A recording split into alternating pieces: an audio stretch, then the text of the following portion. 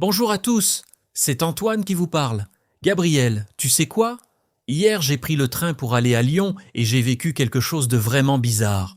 Bienvenue sur Wow Spoken French, chers auditeurs.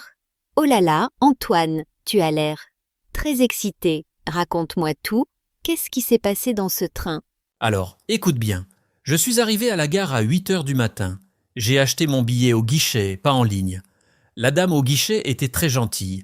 Elle m'a dit « Votre train part du quai numéro 7. » D'accord, donc tu as acheté ton billet sur place. Moi, je préfère acheter mes billets en ligne. C'est plus rapide, mais continue. Qu'est-ce qui était bizarre? J'arrive sur le quai numéro 7. Je vois mon train. C'est un TGV, tu sais, le train très rapide. Je monte dans le wagon, je cherche ma place. J'ai la place numéro 42, près de la fenêtre. Oh, j'adore les places près de la fenêtre. On peut regarder le paysage pendant le voyage. C'est magnifique, surtout en France. Et alors, que s'est-il passé? Je m'assois, je pose mon sac à dos en haut, dans le compartiment à bagages. Et là, je remarque quelque chose d'étrange. La personne à côté de moi, un monsieur d'environ 50 ans, porte exactement les mêmes vêtements que moi. Quoi? Les mêmes vêtements? Tu veux dire la même couleur ou vraiment identiques? Vraiment identique. Le même jean bleu, le même pull gris, les mêmes chaussures noires. Même nos lunettes étaient similaires. J'étais choqué.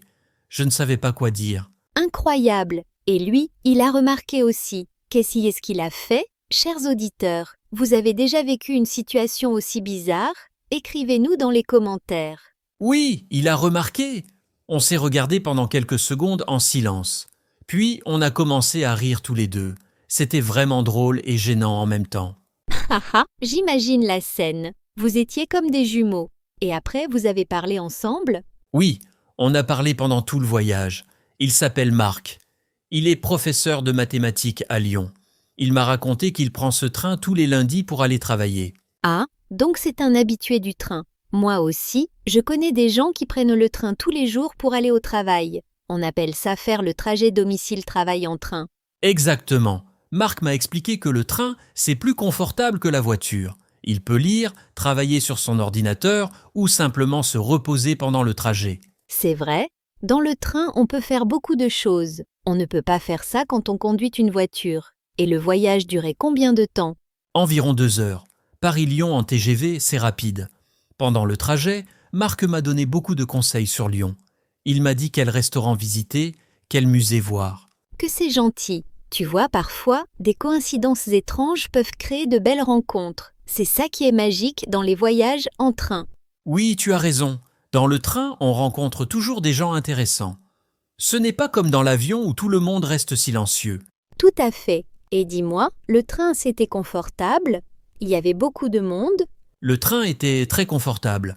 Les sièges sont grands, avec beaucoup d'espace pour les jambes. Il y avait pas mal de monde, mais pas trop. Peut-être 70% des places étaient occupées. D'accord. Et vous avez fait une pause? Il y a un wagon-bar dans les TGV, non? Oui. Vers 10 heures, Marc et moi, on est allés au wagon-bar. On a pris un café et des croissants. Le café n'était pas excellent, mais c'était agréable de marcher un peu. Haha, le café dans les trains n'est jamais très bon, c'est vrai, mais l'ambiance est sympa. On se sent en voyage, en mouvement. Exactement. Et tu sais quoi? Au wagon-bar, on a rencontré une dame qui parlait anglais. Elle était américaine et visitait la France pour la première fois. Oh, une touriste. C'est toujours intéressant de parler avec des touristes. Ils ont un regard différent sur notre pays. Est-ce qu'elle parlait français? Un petit peu.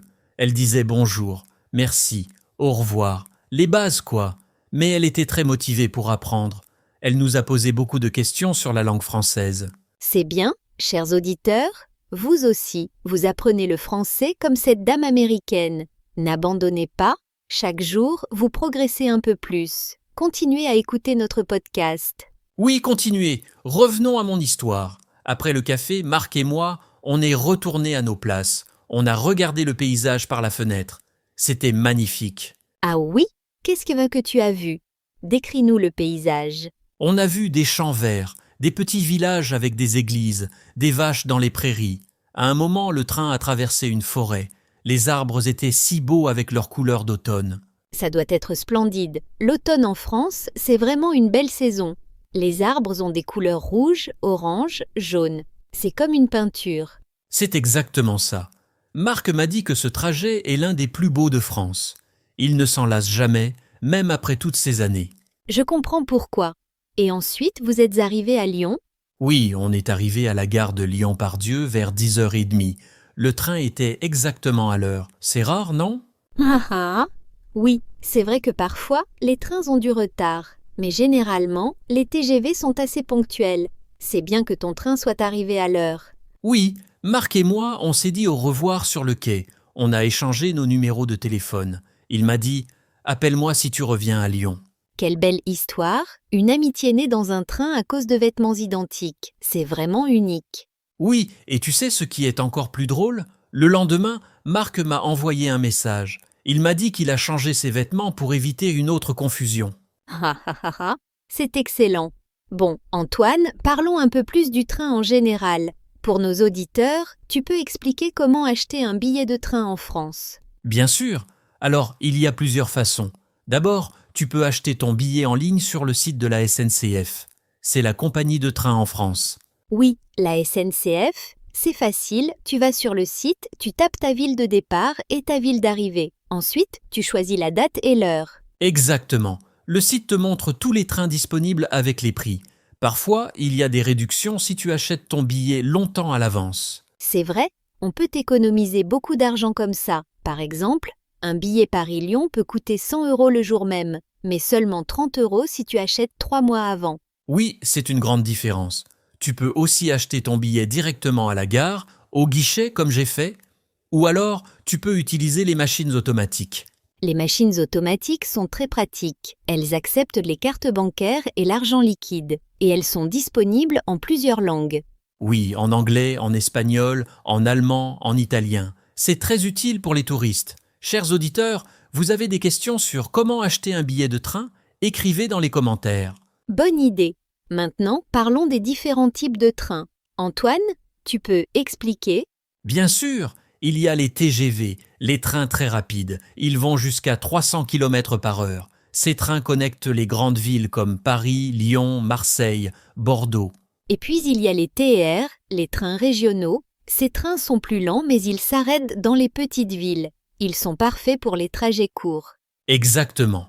Les TER sont moins chers que les TGV. Par exemple, un trajet de 30 minutes en TER peut coûter seulement 5 ou 6 €.